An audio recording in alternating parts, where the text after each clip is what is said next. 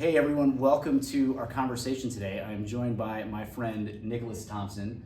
Most of you watching, listening know Nick as a world-class masters runner, a father and husband, a accomplished writer, and some of you may know him as the CEO of a small little periodical known as The Atlantic. Yeah, a little monthly periodical. A little monthly that has come out from time to time. It's good to be with you. I'm really excited to talk about this book that you've been working on for some time, The Running Ground. It comes out October 28th. This is an advanced copy, thus the glimmer. Yep. I had a chance to read this. I have so many great questions for you. Great. Let's dive right in, if Please. we can. Most people who know you, jokes aside, for your accomplishments as a CEO, as a thought leader, probably don't know that you're a runner.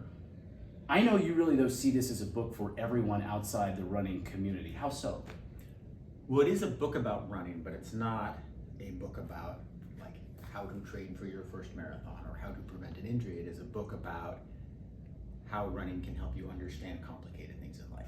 And so the hope would be that even if you're not a runner, you will read it and you'll think, oh my gosh, I've learned some things about running, and I've also read some stories about people who have come to a deeper understanding of self. Oh, and I've learned a little bit about some of the habits that running can teach you that can make you, more successful in life. There are lots of different things that different groups of people I hope will pull from the book. You talk about how running helps fuel your focus, your discipline, how that's built over time as you became more of a runner in your adult life. Can you explain how that actually works? I think that sounds a little hokey to folks who aren't runners. We're thinking, oh yeah, great, exercise will help me be more disciplined. What are the mechanics of how running helps you stay focused and so productive? Part of the realization, and it was one of the realizations that helped me write the book, was that there's this weird, you might think that my success as a runner and sort of professional success would be like perpendicular, right? That there's like a limited amount of time in the day. Right. How can you be CEO of The Atlantic and train really hard? But it turns out, like in my life, the period when my career has been the most effed up has been the period where my running was most effed up. And in fact, like you can almost draw a linear relationship between how well I've been running and how I've been doing in my career. Interesting, right?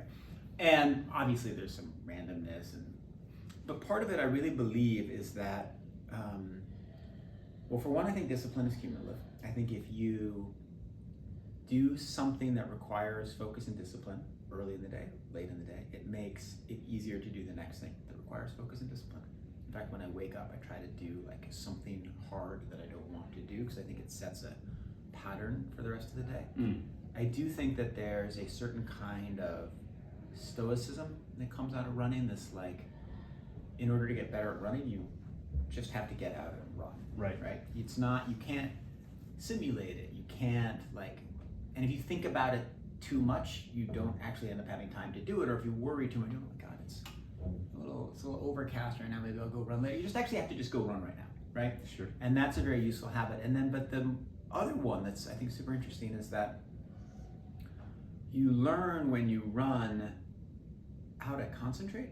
You both learn dissociation and association. You learn how to free your mind, because sometimes when you're running, you need to free your mind from what you're doing, but sometimes you need to focus on the task at hand. Sure. And so I found that in my life, the running hard workouts helps me prepare for hard tasks at work, and hard tasks at work help me run hard workouts. And so it's not as though running is like a magical elixir that will make your life better, and it's also not the case that you couldn't pick these lessons up playing tennis, but there is something about the very individual, running is just you, something about the nature of the sport that I think also makes it easier to have running be additive to the rest of your life.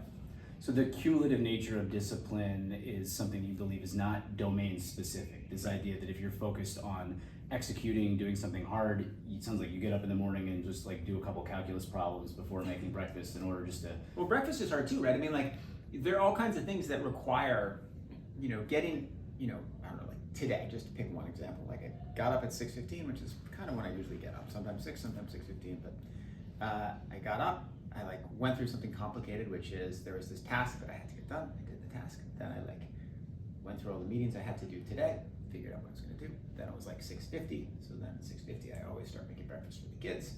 So made the breakfast, some combination of cereal, overnight oats, toast, all that stuff, laid it out, got it up, cleaned the backyard, right? It was like, you do these things and it, I think, sets you up to have a better day. Yeah, there's a lot of talk now with people who are focused on habits, and some of it gets into the whole time hacking productivity thing that you and I probably have similar thoughts of. Yeah. Some good in some small moments, but missing the big picture. But there is an element of, make your bed when you first wake up, set the tone. I think it's right. for the day. I mean, there's the counter argument, of course, which is like you have 100 pennies of discipline in your pocket and you spend some, then you don't have more. But I don't think that's right, and I think that's been disproven by the social science. That's true, right? A lot of those studies that came out in the mid-90s looking at versions of what they would call cognitive load, like the Baumgartner famous study with the radishes and the cookies. And Yeah, they've all been disproved, right? They've been disproved. I think they've been changed. I think originally the studies were concluding that your motivation was like a finite resource, and once that willpower was drained over the course of a day or hard tasks, you couldn't rebuild it. What they generally find now is, one, willpower has a certain, I don't want to call it placebo effect, but there's a certain sort of self-efficacy element to it. Like if you believe you have more willpower, you will manifest more willpower. That's amazing. Which is really interesting. So in many ways, actually a false belief about the limitless nature of willpower will actually give you energy and willpower. So it's ignorance is bliss in that sense, as far as the social science. Too late for everyone watching now, because we just kind of revealed that. Yeah, we did. Now we've ruined it all. Except even when people know about the placebo effect, sometimes it still works. has an effect. It definitely does, right? I think it's more about appreciating not that willpower is actually infinite and you can conjure it, but rather that a lot of the things that we would describe as this magical elixir of willpower are actually things that are somewhat controllable in any sense that we have control. Yeah. We can actually will that into. Can we go back to the radishes and the cookies, right? So the original Baumeister study, what he did is he basically said, he put out cookies and, wait, how did it work? So it was inviting people to a taste study, is my memory of it. He's got cookies out, he's got radishes, he's got the wafting smell of chocolate chip cookies in the back of the classroom. And he says to folks, you guys have to eat the cookies, you have the hard task of eating the radishes, and now we're gonna give you some puzzles. And obviously, the puzzles were impossible to complete, and he was particularly interested, this was a case western I believe, particularly interested in would the folks who ate the radishes give up on the puzzles earlier because they had depleted their willpower. In other words, having to deal with the radishes and how depleted their willpower. There was a lot that came out of this. There was a time where people, of course, were saying, oh no, it's actually the glucose, right? It's actually... But it did seem to deplete their willpower, right? Like the initial belief was that eating the radishes deleted the willpower. Correct. Correct. Right. I think what they found... I actually prefer radishes to chocolate chip Well, it cookies, depends so what kind of time of day it is. I wake up and eat radishes. Sounds like you wake up and eat cookies. That's different. Hard task for everybody. I think what the current science would say is, one, a lot of the conclusions that really came out of it, I know there were one or two academics that were convinced in looking into this idea that it was actually a function of glucose, right? We know the brain is not a muscle like that. It's an organ, and obviously it also would take a little bit more time for your body to process that sort of sugar. I mean, it's one thing to drink a flat Coke in the middle of the Tour de France to get an energy boost 20 minutes later. It's another thing to assume that eating a cookie is going to make you disciplined on a puzzle in the moment. But I think what they've largely found is that doing anything that you don't enjoy just adds to what would be considered cognitive load. And there are some, to your point earlier, there is a belief about this idea that if you only have a certain amount of pennies every day, you've really got to structure your day and make sure that hard things are perfectly positioned for this optimal period where your energy is at your highest. It sounds like what you're saying is you almost go the willpower route of saying, like, I'm going to start off and do something that's difficult, or just making breakfast for my kids when I'm tired is difficult, and that will actually have a sort of forward-leaning, self-propelling effect. You know, one of the sort of social science theories, I know we're way off topic from the book, and I'm totally derailed this already, we're 3 minutes in. I actually don't agree with the sort of like the time of day hypothesis that you should do stuff. Like, this is part of what I feel about running, right? You just actually should just do it all right now, and we're basically the same, and that you have more or less the same amount of energy. Obviously, if you've had a couple of drinks of alcohol, then you probably shouldn't be doing certain things, but like, more or less at all times of the day, I'm equally capable of doing whatever I need to do. And that might be a function of my running, which is, you know, I have such a scheduled life. There's often like there's 15 minutes when you're free during the day, or there's an hour, and you have to run in that period. So you just learn to run in that period, which means you learn to sort of run 10 minutes after eating a meal, not having eaten a meal in 5 hours, dehydrated, hydrated, all those things. Anyway, so I feel like people who think too much about time hacking during the day, that's a mistake.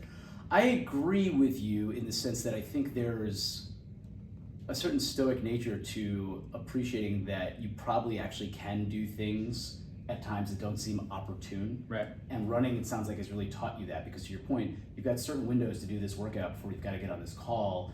You need a little bit of time to sweat before you shower, all that stuff. Like you find a way to conjure the energy you need to some extent. I will say the inverse though, is I think a lot of the time hacking or like I'm most productive here or there, your energy does tend to differ at various points in the day, but you can control that too, right? You can control it with fuel and the other things that you eat in your time. So I do think that more of it is probably a way that people utilize to say, okay, like, you know, my best hours are from 10 to 1, so I'm going to do this then. I also think though that fits in the same category to some extent on a larger level of you can do it at any time, which is if you've told yourself this is when you're at your best, you're going to do what you've told yourself is true. Which is the same thing as telling yourself you can do it at 10 p.m. at night. There's a great anecdote in the book about that. So yeah, so one of the, okay, this is not this anecdote, but I think one of my tricks in training, one of the things I inadvertently did is that I've now come to believe that in a race, training for a race, you want to stress every part of your system more than will be stressed during the race, right? So let's say you run a marathon, your hydration system will be stressed, your quads will be stressed, your mental limits will be stressed. And you can't stress them all in a workout because you want to go maximum in the race, right? So, you know, I now believe that you should like run down mountains because that'll like stress your quads more than running flat, right? And you should run workouts when you're dehydrated because that'll stress your system. In any case, because I run workouts at weird hours and at any time of day, I actually kind of stumbled into doing this even in my 30s before I had thought of this, or before I knew of this theory, right? I would run when I was dehydrated just because you were dehydrated, right? Like, you know, I would run when it was really hot some days because that was the only time to run. I would run when it was really cold. I would run late. I would run early. And I kind of got my body used to so many of the stressors in the marathon. And it was like people who make sure they have the right shoes and they've eaten the right goos and they're well hydrated and they've eaten right. That is great because you can if you can stick to that plan on race day though, and things go awry, especially in longer distances. And sometimes, like if every day you wait till the best time of day, and so you're running between 50 and 70 degrees, but then the race day is 30 or 90, right? Maybe you should have run on that day when it was 90 and that day when it was 30. Anyway, I kind of stumbled into this. I think that's probably right. I find that though, my assumption is, and obviously the scientists who are hopefully following along can chime in on this, I would suppose that to be psychological more than anything. It's your brain recognizing, oh, I can feel discomfort at random times, than it is necessarily an actual physiological adaptation that comes with only running in 54-degree weather and it happens to be 52 Where on race is the day. line between psychological and physiological? Yeah, I don't think it really exists. And probably not a surprise to those sort of tuning in who've followed my channels and certainly to yours as well, Nick. I think that idea that there's sort of some hard cleft between the two it's not, right? There's such an over now, obviously to your point, that's not an argument for saying, listen, I've trained myself to run in all kinds of conditions, I run at all times.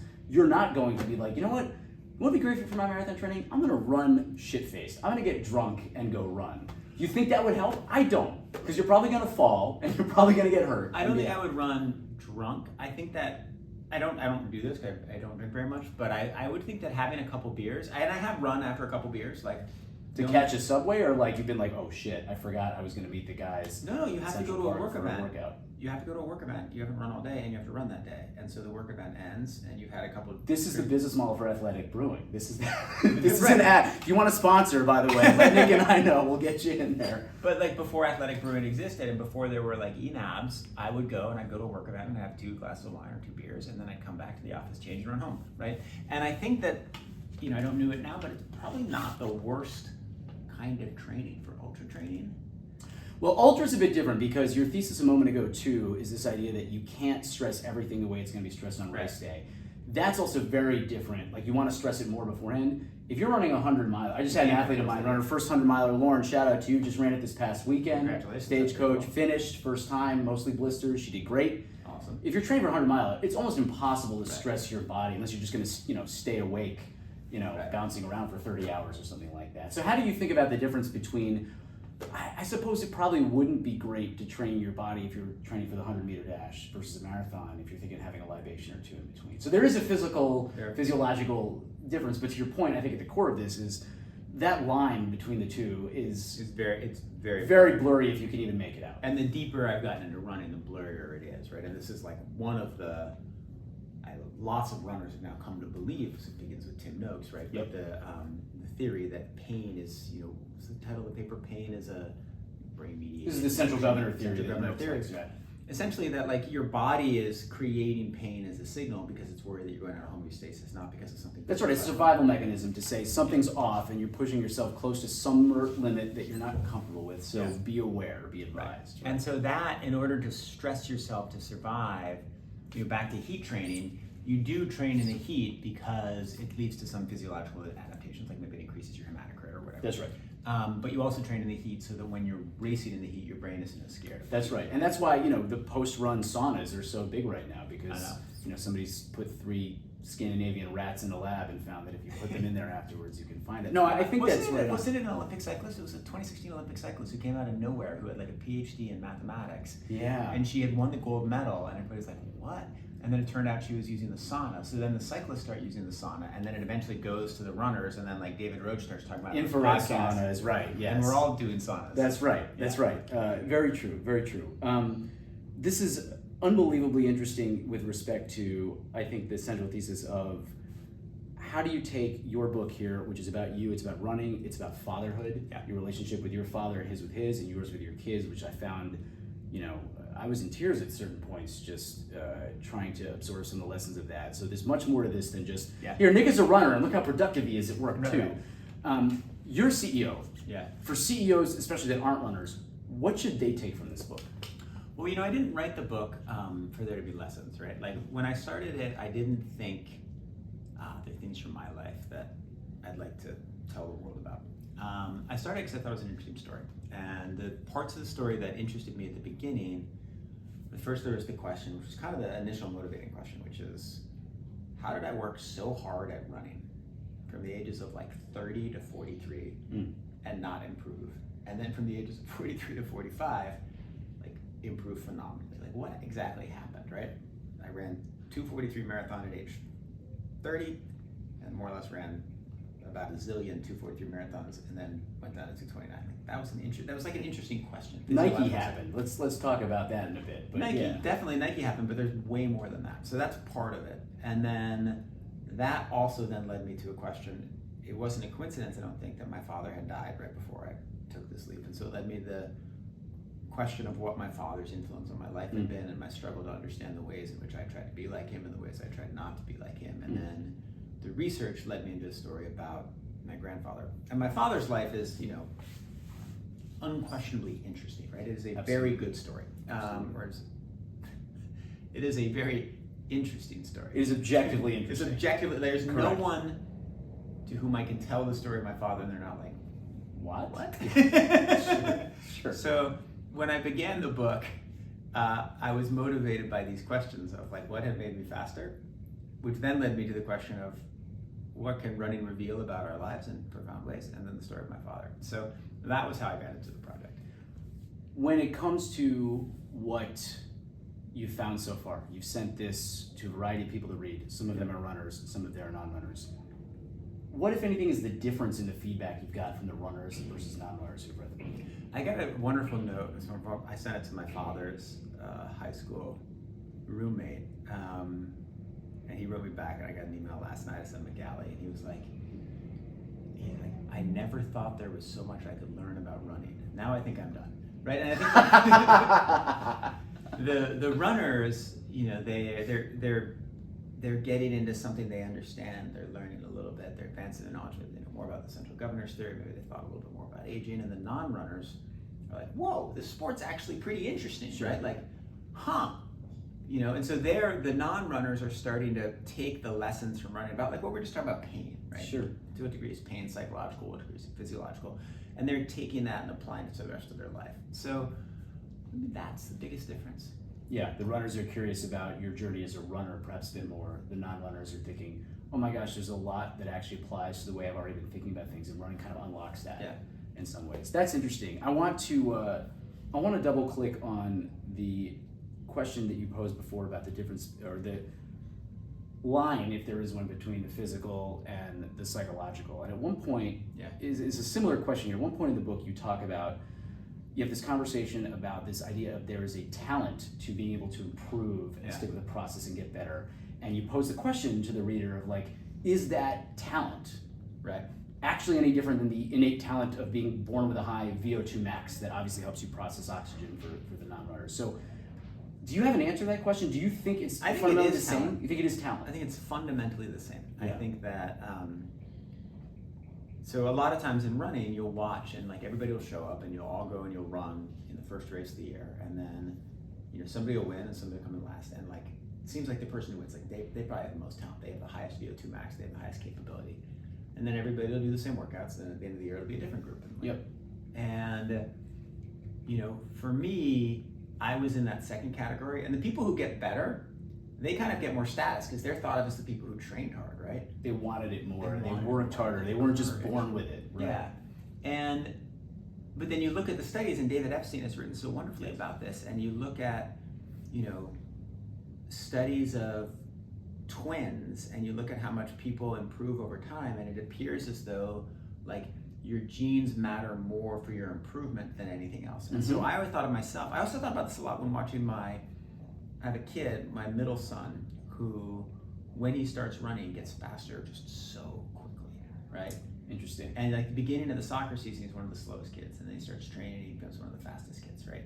And the same thing with me, right? When I started running my first 2 mile, you put Meb Keflezighi out on the track, his first mile, he runs like a 4:50 in like sneakers, right? Like most of the people who end up elites, they put them in the gym, they run 4:50s in sneakers, right? They have this just incredible talent. And then they also, like Meb, work really hard. You put me in sneakers the first time in the gym, and I was pretty slow, right? And then I got good. And then I improved, like as I worked, I improved quite a bit. So I had a talent for improvement. And then the other element of talent is, like I have this great virtue that I very rarely get hurt. Now it's changing as I've gotten older, it seems to be. Maybe It's hitting me a little hard, by the way, but go on. Yeah. But I never, I didn't get hurt. I didn't miss a workout, I think, from, I don't know, let's say 30 to 45, right?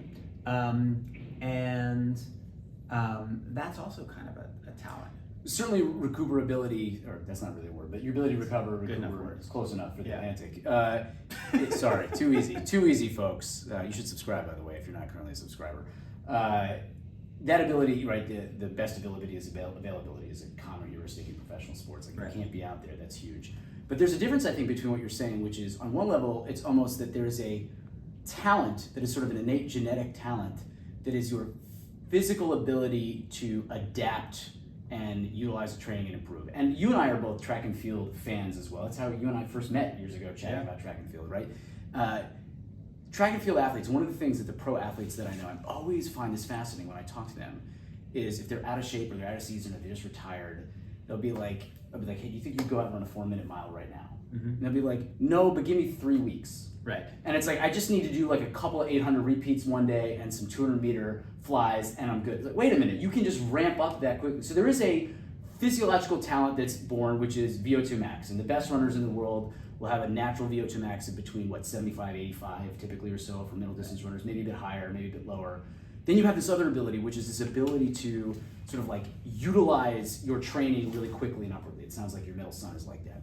But there's something else that I'm curious about here, which is, do you think your ability to stay focused on the process, do you think your ability to psychologically execute and get better, that work really hard piece that you mentioned sort of as a aside from that, do you think that is a talent that's natural as well? And I want to suggest maybe it's some combination of nature and nurture. It's not perhaps as natural a physical gift as VO2 max, but there's profound implications for the idea if your ability to improve at something, not just adapt physically over time quickly, but actually like stay motivated to a process. This willpower that we talked about, if that's inbred, I mean, the folks who are the hard determinists out there in the philosophical sense would say like, you can want what you will, but you can't will what you will.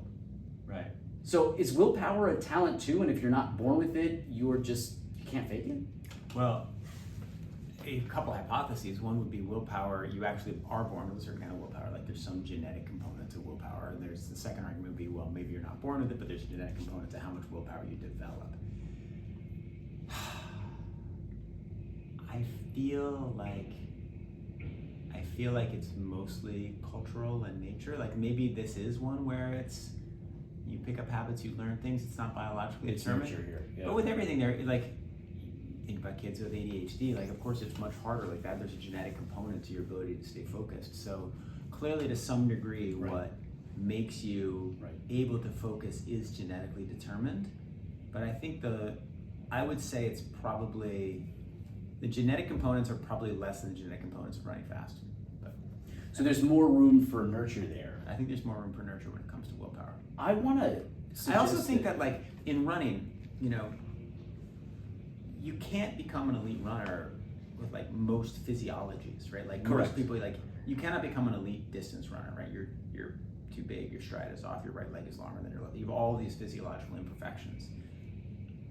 I would submit that the ability to become like an elite concentrator is much more widely shared. Interesting, because there's just levers that need to be perfectly aligned for that to fall into place, right? You need the right gait, the right physiology, the right injury adaptation, the right VO2 max, That's interesting, but for a concentration, for focus. I mean, that's a theory I've thought about for 15 seconds, so, I'm sure your viewers and commenters will be able to poke holes in it, but that's my theory. I like that. Well, it does seem to me somewhat face valid in the sense that there's less variables that could just be misaligned that could stop you from becoming or maximizing whatever capabilities you have in terms of your ability to focus and concentrate. Whereas, like, to your point, you and I, despite being fans and studying the game, we're not playing professional ball. Right? We're just limited by height in a way that is a non-starter, amongst other things that we're limited by. But that's possible. I also would suggest that when I think about the difference between what's nature and what's nurtured, my biases are more to think of a lot of the nurturing that gets done in those very formative years, right, where you have just sort of much more individualized attention, and a lot of the nurturing that determines us is in your first 5 or 6 years of life for the most part. Plastic. But I want to suggest, and not just from a neuroplasticity standpoint though, I want to suggest maybe a hypothesis that insofar as you might be able to develop something like greater concentration or focus or willpower that would translate into productivity gains, etc., that you care about for other avenues of our life, running may be one of the unique ways that as an adult, that sort of like your brain is post 24 years old-ish, it's mostly fully formed, your cognitive structures, you obviously can develop different neural networks and all this stuff, but running may be a unique way that most people, given the way our lives are structured, can, like, on their own time and dime, for the most part, build that willpower muscle. Yeah, that's interesting. I mean, I wonder what there could be physiological components. I also think that running is particularly useful for our era and age, where like it's really helpful to actually be out in the sun, right, and to get vitamin D, right? Yes. It's really helpful to breathe in air. So breathe in air. There are all kinds of studies that you think better when you are near trees. Yes. Like if I didn't run, I would just take the subway from Brooklyn into Manhattan and back to Brooklyn, or actually Queens, where kids play soccer. But like, I'm not outside, I'm outside on weekends, but I'm not outside on weekdays. Like, so actually running, weirdly, it's a corollary for the other things that will help you in some ways. And so, did running matter as much in 1940s when we were all outside anyway? We're working on farms, no. But now, when we're in desk jobs, yes. That's an interesting hypothesis. So similarly, like if you did all of your running on a treadmill, you would not get the same benefit, even if all the physiological numbers on your smartwatch and everything were the same. Absolutely. Because of that. Yeah, I fully agree with that. I'm also curious, and this is a bias that folks who love running have, that like running is unique and special. Do you think a lot of the other individual, particularly endurance sports, would get the same experience? Because if you were really into cycling or cross-country skiing, it's largely individual. You've got to be out there. You've got to be out there in the elements. Right. You're in your head in a different way. You're focusing. Or is there something about running that is really unique? There is. So, I mean, I love those endurance sports. There are a couple things about running. Number one, unlike cross-country skiing, you can do it anytime, any place, any day, no equipment, right? Like cross-country skiing, awesome, but like you need your skis, you need them waxed. Tell that to Jesse Diggins, man. I see her on those blades going. You can find places. No, I'm teasing. But it's hard, right? And like you can't do it on the cobblestones outside, right? So because of that, running is open to everybody, right? And so it's a much more democratic sport. Second thing is the weird fact of running injuries, which makes it more democratic than cycling. Like to become an elite age group cycler, I would have to quit my job because I would be competing against people who cycle 5 or 6 hours a day. Right. Because you can cycle 5 or 6 hours a day. You can't run 5 or 6 hours a day. Everybody who runs more than 120 miles a week, or not everybody, but almost everybody gets hurt, right? And so you're kind of limited to running like 10 to 12 hours a week, which means everybody is sort of competing within the same time frame, and it's amount of time that you can allocate. That's interesting. Yeah, that's probably an underrated aspect of running in the sense that while we know that sort of more training is good, that sort of tip over the peak into injury is very abrupt in a way that cycling, I mean, you can obviously get injured cycling, but it's not nearly as hard on your body. Yeah, I mean, you get injured from crashes and falls, and it's different kinds of injuries, and you get more traumatic injuries, but you don't like, or swimming, my God, like you could swim the entire day. Yeah. Right? And you're not going to get hurt. That's true. Yeah. So there's a sort of like leveling the playing field that comes with the hours that you can allocate. I mean, like, imagine what rewarding would be like if everybody could only run like 2 hours a week, right? Like, I'd have, an extra 7 hours. This sounds like an unbelievably good experiment for us to run. We take a handful of Olympic level athletes and limit their training time and see like what they do differently with some pre and post measures. I would love to. In fact, we're going the opposite direction now that we've invented these shoes that make you not get injured. That's right. The Pebax foam and the carbon plate interaction like allows you to keep going. Right. Well, that's certainly true. I mean, that is. And now I don't know if you've seen. I get targeted with all these. This is the life of an injured. I get targeted with all these Instagram ads of like the semi-bionic legs that you can put on that will propel you and sort of like advance you. And some people are like, "We'll make you go faster." Well, it'll allow you to keep going without getting hurt. Right. Which is another interesting piece as well. Yeah. Then again, you could, obviously it's not outside, but you could get on an Ultra-G for a lot more hours a day than you do. Like there are hacks around. There are hacks around, and there are elite athletes who do that. And like you can feel. I'm sure if I quit my job and devoted myself to running, I'd fill my day because I would do all kinds of cross training, and I would do all kinds of prehab, and I would like. Are you ready to formally announce that here live? Quitting the Atlantic, the CEO job is open. Nick is leaving to get an underwater Ultra-G set up. Yep. And go 14 hours a day. Right? Yep. Send the applications to hr@theatlantic.com. Right. We're gonna get a few of those, by the way. No. It's a good way to actually get a job is to send a funny application to that right now. Is probably. I will say that the thing that AI has changed more than anything else in the world, cover letters by assistant applicants. Holy cow, they're good now. They're good, and they're also being read by AI on the other side. It's the classic amazing. AI is just talking to AI, and everyone's weeding each other out. I just hired a new assistant. We had like 400 applicants, and they'd all like gone through every podcast transcript I'd ever done, and they all had these like incredibly personal, brilliant insights into me. It was awesome. Yeah. Now, if any of them had been able to pull some insights from the running ground, which is in stores on October 28th, that would have been the difference maker. Yeah. That's good. A couple more questions for you, Nick. Sure, fire away.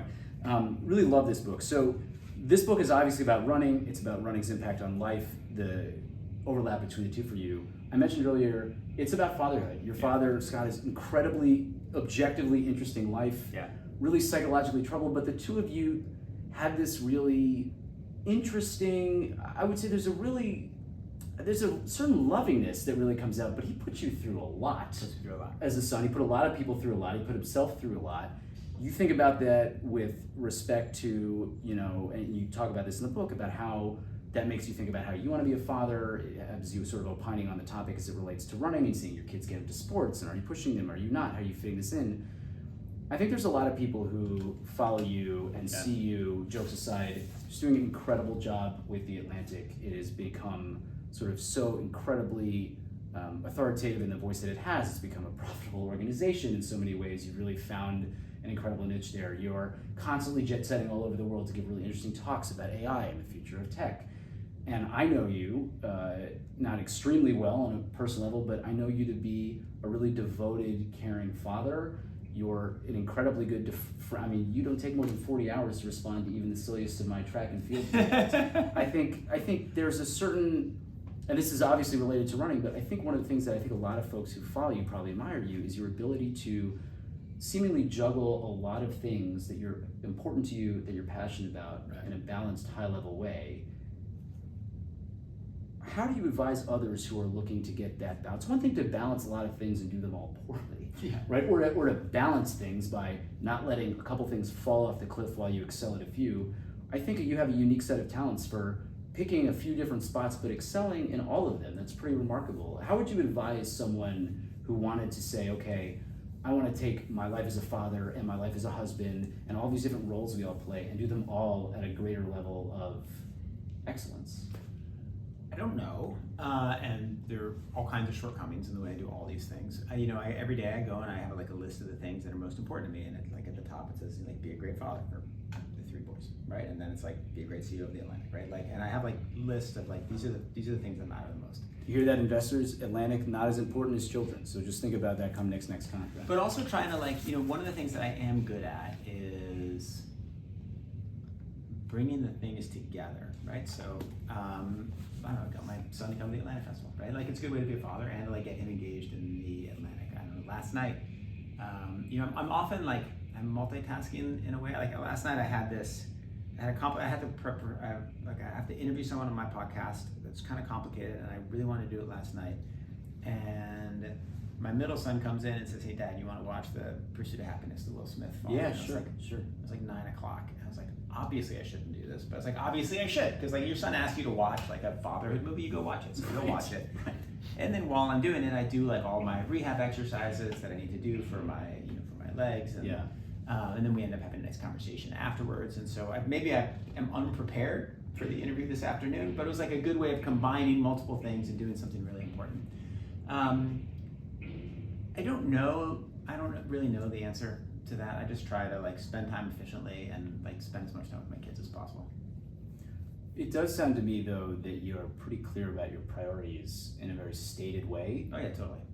That does seem to me actually different than a lot of the way people go through the world, which is to say, if you press them on it and you force them to stack rank things, they might come up with it, but it's not front and center on a list of the day. Be a great father to my kids, be a great CEO. I'll tell you another, I tell the story in the book, but this is an interesting moment of decision making where I was, it was 2016, and I was then the editor of the New Yorker's website. So I was running NewYorker.com. It was an awesome job. I loved it. And I got offered a job to be a senior executive at Facebook. Mm-hmm. And it was like right after the 2016 election. I believe in the book it's a large media company or social media company. I don't know if it's made. Yeah, large tech company. I don't know if it's named. So we're making waves here. This is good.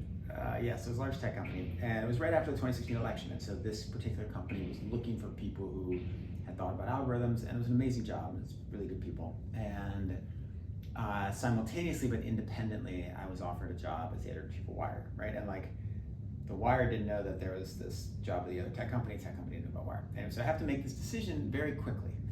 And I remember making all these lists, like, I'll have to move to San Francisco, right? What will my kids do? Like, okay, which one will have, like, if you look at 5 years, okay, which will have the biggest impact on the world, which will be the most fun? I'm making these lists and kind of scoring them. And then I was like, I couldn't figure it out. And it was the same time, it was right after the 2016 election. Remember that little, like, the needle. I remember this whole anecdote with Danielle doing the yeah, so Danielle was like, my wife was like, right. But then I settled and I was like, okay, I'm just going to choose one factor, and then I'm going to choose which job is better on that factor. And the factor was what will make me more interesting father to my kids. And so there, it was like, well, we should be the editor of Wired, right? Because you'll be able to bring them into this world of studying how technology is changing things. And so I had chosen that as the paramount variable. So I was like, okay, that's the paramount variable. I'm going to go to Wired. And so I chose the Wired job. And I tell that story both because it's kind of a way to make decisions. It's not the only way to make decisions, right? Because what if there are 10 factors and 9 of them go one way and the most important goes the other, then you have a hard choice. But like, it is a good way to make decisions when you're stuck. Certainly when a lot of things seem relatively comparable. Right.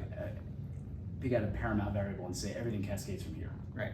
We're just going to look at this variable and make that decision. And then secondly, but back to your point of how do you have a good job and like try to be a good father, well, make it so that your job is as interesting as possible to your kids, right? And so like I have done, I don't know, let's say 7 international trips in the last 6 months, and probably all of them I've brought at least one child, right?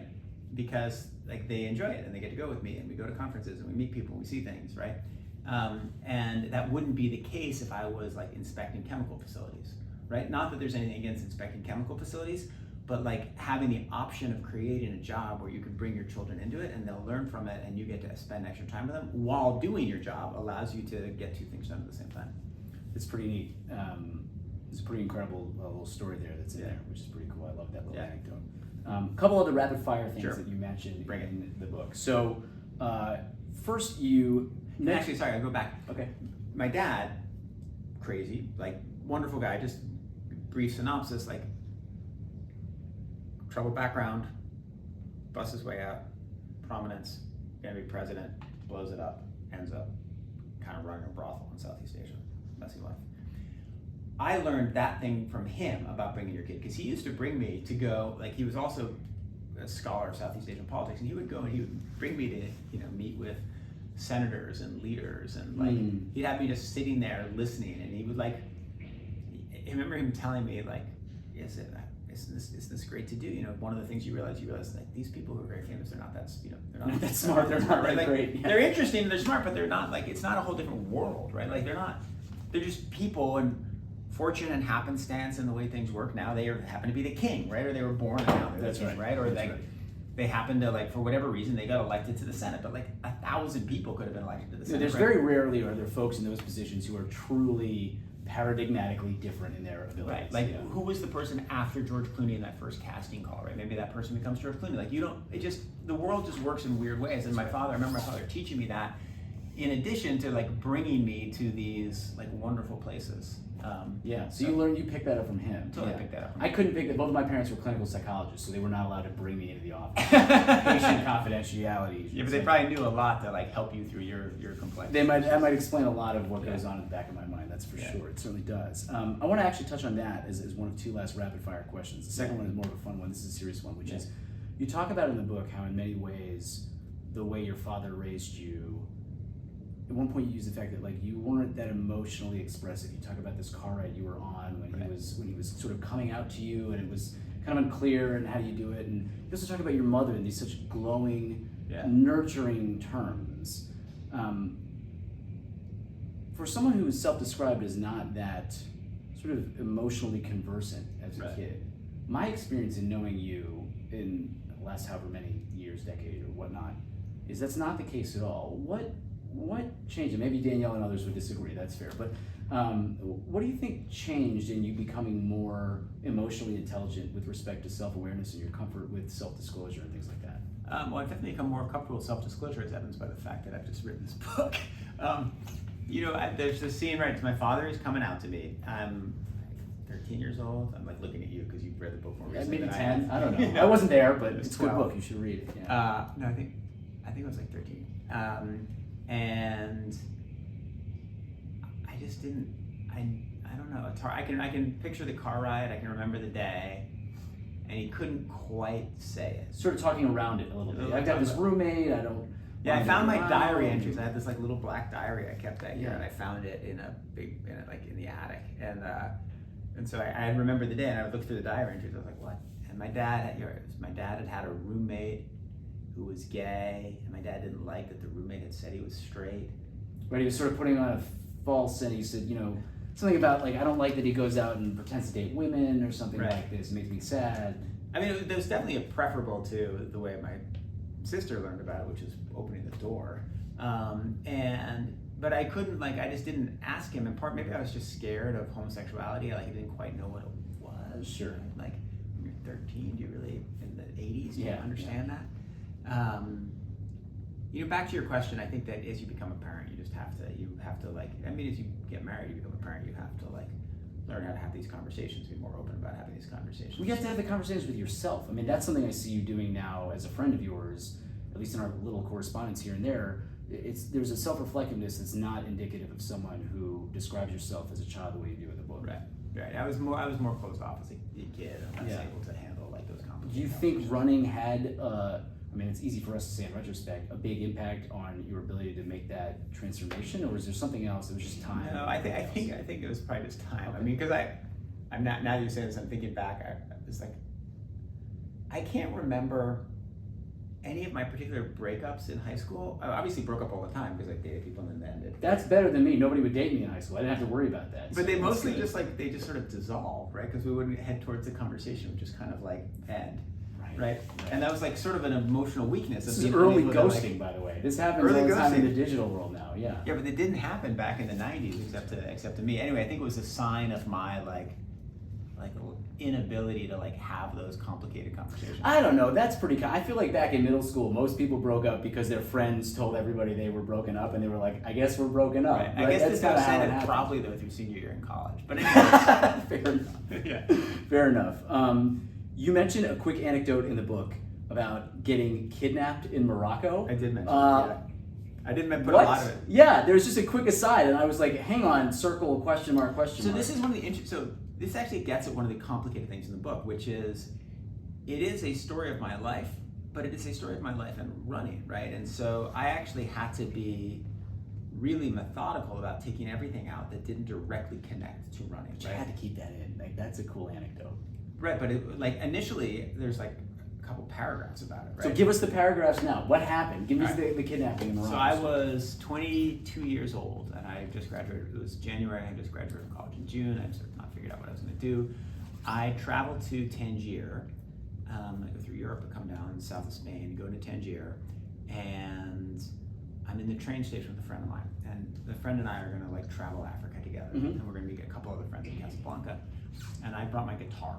I was then a guitarist, and this guy comes up to me at the train station. He's like, "Hey, it's Ramadan. You want to come play guitar?" And my friend is like, and I'm like, "It's good." And I'm like, this would be great. This is why we're in Africa." Right. Dive into this. Remember, I asked this other like older American who's like lives in Morocco. I was like, "Is this safe?" And she's like, "Yeah, it's fine. It's Ramadan. It's fine." And so then I get in the guy's car out of the train station, and he starts like driving really fast in circles, and I'm like, "Oh, fuck," right? And then he like brings me back to his house, and then he like locks me in the bathroom, and then there's this whole evening where he and his brother they bring me back out of the bathroom. They go through all my stuff, and I don't think they quite know. Like a dog catches like the car, right? The dog catches a bird. Like, what are you thinking at this point, though? Are you like, "Holy shit, I'm being kidnapped"? Like, who? Yeah, do I I'm know? like, the oh CIA. shit, what am I gonna do? How do I get out of this? Right. You think is there like a window to break out of? Like, are you really thinking that? Right, but I have no idea where I am because we've been driving in circles really fast, right? So I have no idea where I am, and there are two of them, and so they spend the whole night like smoking weed, and then they're like, "We want you to distribute our drugs in New York." Good plan. And I was like, "Okay." I was like, "So you'll just mail them to me, right?" Like What's our business model, guys? How are we doing this? Like, where's our market access? What's the addressable market here? Where do you think I can make a niche? Right? How's this gonna work, right? And so, and they keep me for a day, and I think they just sort of like don't. And this is also, remember, this is before 9/11, right? So I'm not actually that worried. I mean, I am worried, but I'm not that worried. That's different, yeah. And then they take take the money out. It's actually it's wonderful. I had a backpack that had smuggling insets in it. Sure. Right, and so I had like a little mini computer because I was trying to be a journalist, and my passport, and I had like hundreds of dollars in there, but they didn't find it. You just went to the big stash, right? Yeah. So they didn't find it. So they searched through everything, but they found nothing. And so I think searching through and finding nothing made them think like, "Oh, this guy's he's useless." Useless, right? Yeah. And so then they like get out of here. And so then I think they take me in the car, and I think they let me out of the car somewhere. And then I asked someone like, "Where am I?" And like they're like, "Train station." And I was like, "Okay, train station." So I go to the train station, and then I go to Casablanca. What a journey. And I remember, what I also remember is my friend Aaron. He was like, "Man, you got kidnapped, and all they took was $60." He's like, "That is so worth it." And I was like, "Fuck you." But he was right? I mean, now. Oh my god! I'd pay $60 for that story. Oh, easy. Yeah, right? Including inflation, at least. Yeah. Right? Yeah. Yeah. Very good. Last question for you. Right? This is a bit of a memoir in a way. Yeah. Right? It's about your father. It's about running. It's about life right now. But to paraphrase the immortal Ricky Bobby in Talladega Nights, thanks to advances in modern science and your high level of income, you could live to 240, 300 years old. So what's it like to, that's a paraphrase by the way, what's it like to write a memoir when, gosh, I hope you've got a lot more time left. Is there a part 2 to this? There's not really a lot of appetite. I didn't want to write a memoir. Like I in fact have been critical of books where people write memoirs whose lives are not worthy of memoirs, or like. So you don't like Substack, is what you're saying? I do like Substack. I just think that if you're gonna write a memoir, you should have a life worthy of memoir. Like my father's life is worthy of a memoir. Yes, it is. My life is interesting. But what started with this question? I don't know. I doubt it. I don't keep a diary now. If something of like my life would become dramatically more interesting, but the odds of that are slim. It's a pretty interesting life you've got right now. So yeah, it's cool to get a window into it. And but my kids are soon going to go to college. Like, what am I going to do with my days? I don't know. The nice thing though is you know better than anybody. Those watching and who follow you closely will know this, that you don't have to do any of the writing. AI is just tracking everything you're doing, and part 2 is getting written for you. So. Sure, and everybody will want to read an AI written part 2, definitely. That's what I find to love about Substack anyway. It's really just the best. If you haven't already gone and pre-ordered it during the midst of this conversation in another tab, please go out and pre-order or order if you're watching this post October 28th, The Running Ground by Nicholas Thompson. I can't recommend it enough. It's an awesome book. I'm really excited to give a copy to my father, who's also a amazing runner as well. And so that's something to That's think actually, about. I hadn't thought, I think father-son markets, like Yeah. Christmas father-son markets. That'll be Please, like really as you're good. thinking about like Christmas gifts right now that's coming down, like think about this for family members and others that you care about, that care about running, that care about sort of getting the best out of themselves. And if you're a father and your son has said you're kind of effed up, give it to your son and say, not as bad as that guy. what better place to end? Not as bad as that guy. Nick, thanks for chatting. That was so much fun. It's Thanks great so to much. see you. That was great. That was Yeah. really fun.